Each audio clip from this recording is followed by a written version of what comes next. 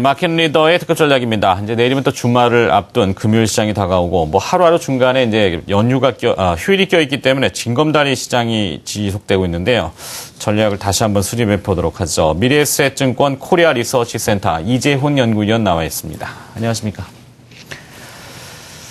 자, 뭐 재료가 매번 반복되기 때문에 어제 나온 재료는 이제 뭐 기존에 예상은 어느 정도 했었던 재료죠. 옐런 부의장이 연준 의장으로 임명될 것이다. 예상을 크게 벗어나지 않았다는 평가들이고요.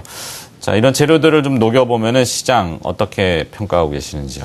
일단 10월 시장 자체 대응하시는 부분들에 있어 좀 답답함을 많이 느끼시는 것 같습니다. 10월 들어서 연방정부가 일단 폐쇄된 지 한 9일 정도 지나고 한 11일 가까이 달려가고 있는 상황이고요.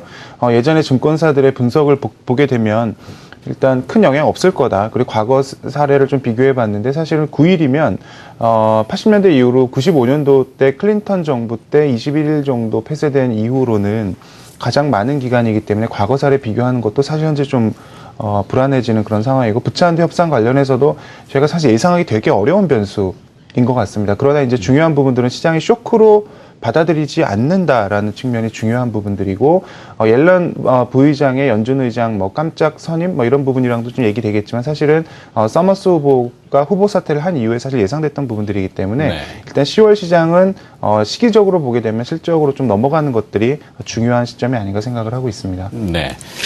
자, 이 외국인 투자자들 얘기를 많이 하고 있는데 그들이 우리를 보는 입장에서는 뭔가 우리나라만의 매력, 차별화 이것이 있는지 최근에 나온 그 보고서를 하나 내셨는데 제가 읽다가 조금 난해한 부분들이 있더라고요. 단수 수치 계산으로 뭐 가감을 하면서 이렇게 하셨던 것 같은데 그 자료 좀 한번 소개시켜 주시겠습니까? 예. 그 한국 시장의 어떤 차별화 문제는 그 출구 전략 이후에 자금이 신흥국에서 가파르게 빠져나가면서 돈이 빠질 경우에 안 좋은 나라들 대비해서 한국 시장 괜찮다. 기본 이런 논리 때문에 사실 9월 달까지 자금 유입이 상당히 많았습니다. 근데 그 이후에도 한국을 계속 다른 신흥국 대비 좋아할 것이냐에 대한 여부들이 투자자들이 상 궁금한 점이 많으신데요.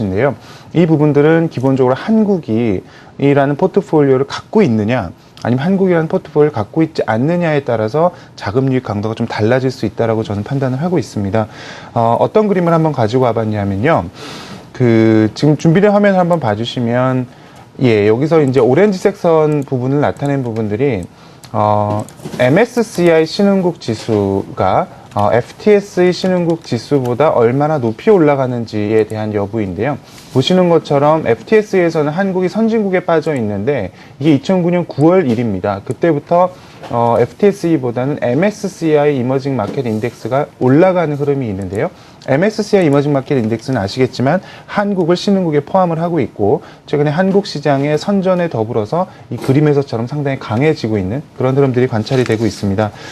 그 다음 그림을 한번 봐주시면 실질적으로 제가 말씀드리고 싶은 포인트인데, 한국을 품고 있는 펀드 중에 큰 펀드가 두 개가 하나 있습니다. 가장 큰 것이 뱅가드 신흥국 ETF고요. 그 다음이 iShares 이머징 마켓 ETF인데, 뱅가드 펀드는 아시겠지만 이미 한국을 다 비우고 자리에 없습니다. 그렇지만 FTSE 신흥국 ETF의 경우에는 한국이 아직 신흥국 인덱스에 포함되어 있는 MSCI를 추정하고 있거든요. 그래서 기본적으로 우리가 판단할 수 있는 부분들은 이 그림에서처럼 iShares ETF로 돈을 사람들이 많이 넣게 되면 한국에 대한 차별화가 조금 더 진행될 수 있다라고 판단을 하고 있는데, 보시는 것처럼 기존에는 뱅가드를 좋아하다가 최근에는 iShares ETF를 강하게 좋아하는 흐름들이 관찰이 되고 있는 상황인 것 같습니다. 그런 측면에서 볼 때 기본적으로 한국 시장에 대한 신흥국 투자자들의 어떤 차별화, 이런 움직임은 아직까지 지속되고 있다라고 판단을 할 수 있겠습니다. 네.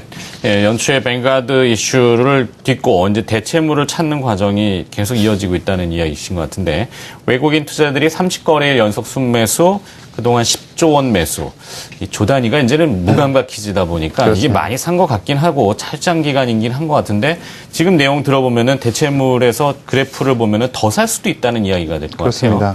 맞습니까? 기본적으로 10조 원 넘는 자금에 대한 감이 없으실 수 있는데요. 그 10조 원이라는 부분들은 지난 올해 상반기 동안 뱅가드가 6월 말까지 한국 시장을 계속 매도하면서 한국 시장을 괴롭혔던 물량 정도가 됩니다. 그 흐름이 기본적으로 하반기 들어서 좀 좋아지는 캐치업 과정을 지금 하고 있다라고 판단을 할 수 있겠고요. 이 부분에 있어 더 살 것이냐에 대한 여부들은 기본적으로 한국 경기가 다른 경기들보다 좀 좋아야 되는 측면들이 있습니다. 그래서 그림을 한번 가지고 와봤는데 상당히 흥미로운 그림이 될 것 같습니다. 지금 화면에 나와 있는 이 그림에 여기 잘 보이실지 모르겠지만 회색 선은 한국 경기 선행 지수의 순환 변동치를 나타내고 있습니다. 한국 경기의 어떤 흐름을 지금 선행한 지표들의 모임이라고 보시면 될 것 같고요. 여기 지금 검정색 선으로 나와 있는 것들은 한국 관련된 펀드들이 한국을 어느 정도 평균 갖고 있는지를 나타내고 있습니다. 지금 이 그림을 한번 봐주시면 경기는 이렇게 올라가는데 한국을 포함하는 부분들은 뱅가드 이슈 때문에 한국 관련 펀드들의 비중이 급격하게 떨어져 있는 그런 상황이 관찰이 되는데요. 이렇게 지금 디커플링이 되는 흐름들이 과거에도 관찰이 됐었습니다.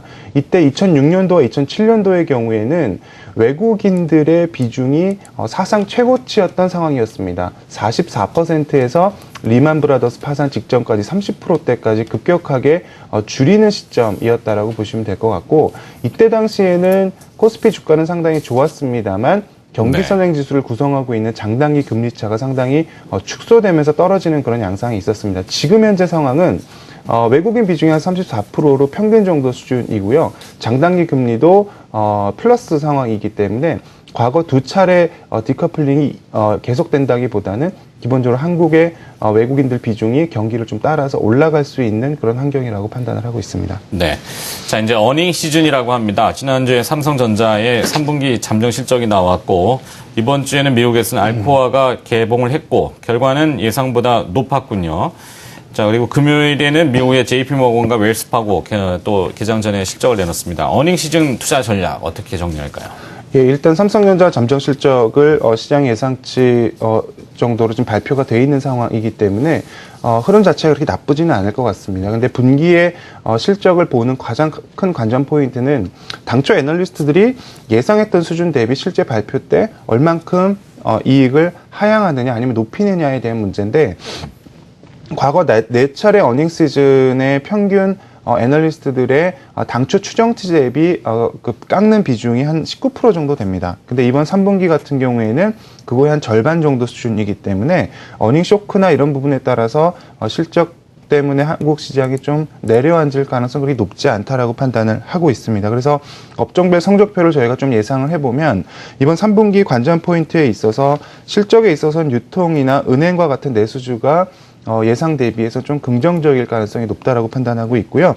우리가 시클리컬 업종이라고 할 수 있는 화학이나 철강 같은 경우는 사실 어닝 서프라이즈가 나올 것 같지는 않습니다. 하지만 기본적으로 시장이 어느 정도 반영하고 있기 때문에 일단 선방할 가능성이 높다라고 판단을 하고 있고, 다만 정유나 운송, 인터넷 이런 부분들, 또 건설 같은 경우에는 아직까지 애널리스트 감익이 좀 진행되고 있는 것 같습니다. 그리고 삼성전자를 제외한 IT 업종들 역시 다소 실적에 대해서 조금 부담을 좀 느끼는 그런 상황이다라는 부분으로 정리를 해주시면 될 것 같습니다. 네, 소재 섹터가 오히려 시장 상회를 할 가능성 워낙 낮게 봤다는 이야기가 그렇습니다. 되는 거군요. 예. 네.